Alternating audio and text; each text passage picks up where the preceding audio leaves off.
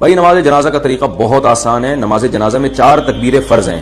یعنی اگر کسی کو کچھ بھی نہ آتا ہو جنازے میں، امام نے جب اللہ اکبر کہا تو یہ بھی اللہ اکبر کہے، امام نے جب دوسری دفعہ اللہ اکبر کہا تو یہ بھی اللہ اکبر کہے، جب امام نے تیسری دفعہ اللہ اکبر کہا تو یہ تیسری دفعہ کہے، امام جب چوتھی مرتبہ اللہ اکبر کہے تو یہ چوتھی مرتبہ اللہ اکبر کہہ دے، اور امام جب سلام پھیرے تو یہ بھی سلام پھیر دے، تو یہ جنازہ ہو گیا. چاہے کوئی بھی دعا نہ پڑھی جائے، فرض ادا ہو جاتا ہے. البتہ طریقہ یہ نہیں ہے، مسنون طریقے پر جنازہ پڑھنا چاہیے. مسنون طریقہ یہ ہے کہ پہلی تکبیر کے بعد آپ ثنا پڑھیں، یعنی سبحانک اللہم و بحمدک وتبارک اسمک وتعالی جدک ولا الہ غیرک. اس میں بعض لوگ الفاظ بڑھاتے ہیں وجل ثناؤک. تو یہ وجل ثناؤک کے الفاظ پر میں نے بہت ریسرچ کی تھی ایک دفعہ، یہ کہیں بھی کسی بھی مستند روایت سے ثابت نہیں ہے. وہی ثنا پڑھنی چاہیے جو نماز میں پڑھتے ہیں. اس کے بعد درود شریف ہے، وہی درود شریف جو درود ابراہیم دوسری تکبیر کے بعد آپ پڑھ لیں. تیسری تکبیر کے بعد آپ دعا پڑھ لیں.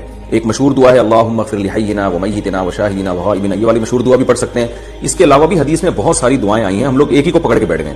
بہت ساری دعائیں، بڑی اچھی اچھی دعائیں ہیں، تو کم از کم 2-4 دعائیں تو وہ یاد کر لینی چاہیے. تو وہ دعائیں بھی میت کے لیے پڑھنی چاہیے. اور اگر کوئی سورہ فاتحہ کو بطور دعا کے کبھی کبھار پڑھ لے تو یہ بھی جائز ہے، حدیث سے ثابت ہے.